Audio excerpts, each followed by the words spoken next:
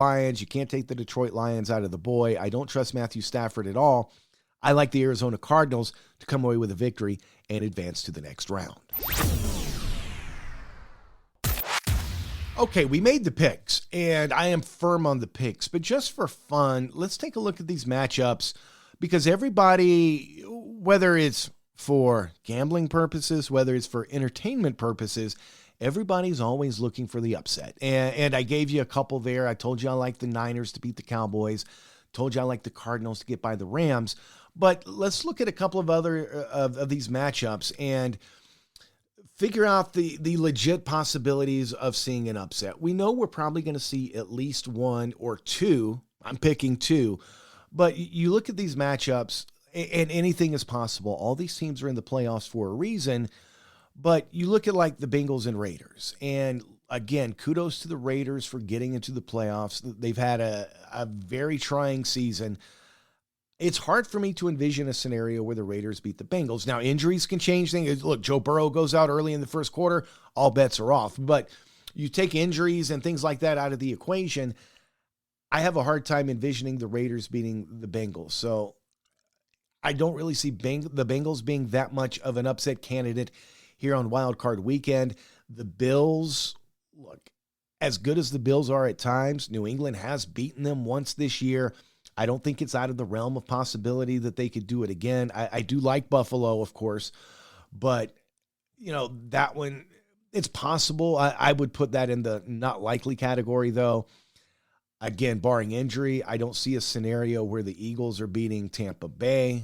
You never look. There are some questions for the Buccaneers, and we talked about the offensive weapons and the lack thereof all of a sudden for Tom Brady, and that's a team that's struggling in the run game as well. So you don't really have that to lean back on either. But still, I don't really see a scenario where Tampa Bay's losing in the wild card round.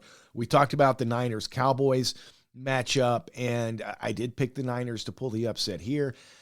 San Francisco has been a sleeping giant all season, and every time it looked like they were going to put it all together, something would happen. Garoppolo would get banged up. They'd be without somebody else for a couple of weeks, but they are pretty healthy headed into the playoffs.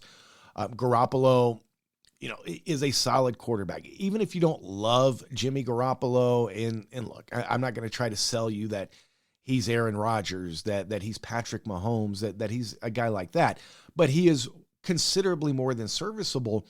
And with their health and the way they've been playing and the way the defense, more importantly, has been playing, I think Garoppolo and the Niners offense can certainly do more than enough to upset the Cowboys. The Cowboys also have that history of underperforming in recent times in the playoffs as well. So I did pick the Niners here, but even if you're not on board with me, if you're looking for upsets, betting, entertainment purposes, the Cowboys here are primed to be upset, and that's why I like the Niners here.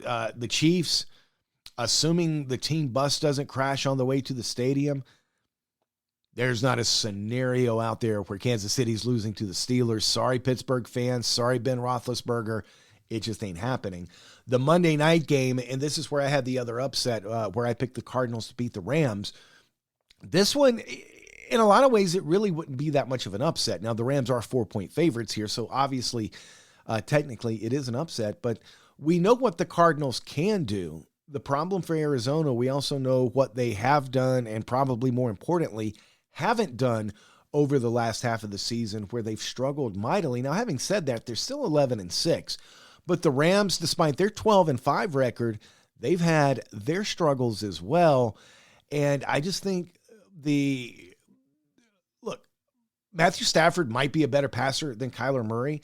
I think Kyler Murray has more intangibles, and I think that opens things up for Arizona to pull off some plays here and there, and in a win-or-go-home scenario, put themselves in a position to pull off the upset here. Like I mentioned earlier, sorry, Matt Stafford, I can't trust you. I just can't. Now, you can go out and prove me wrong. You can earn that trust. I'm not saying you can never get it, but you got to show me something, and you got to show me something in the playoffs before I can buy into you. That's why I like the Cardinals in this one to pull off the upset.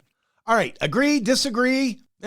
Tell me about it. You can hit us up. Find us on Twitter at TalkingProFB. You can get me at Real Mike Carlyle. Hit us up on the email, talkingprofootball@gmail.com. Regardless of whether or not you agree or you disagree with my picks, my takes on this, it's going to be a lot of fun this weekend. We will be back with you on Monday. And on Monday, we'll look at the Saturday games. We'll look back at the Sunday games. We'll get you ready with a little more insight on that Monday night game between the Cardinals and the Rams to wrap up Wild Card Weekend. So we will be back on Monday. We'll keep our regular schedule for now with Monday and Thursday drops. So we will join you back on Monday. We're out of time. Talk to you on Monday for another edition of Talking Pro Football here on the After Hours Podcast Network.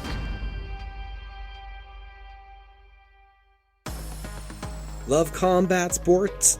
I have a website for you, cageminds.com. That's CAGEDMINDS.com. Fight news from around the world, in-depth interviews, live event coverage, covering combat sports for over a decade. Established in April 2011. That's cageminds.com.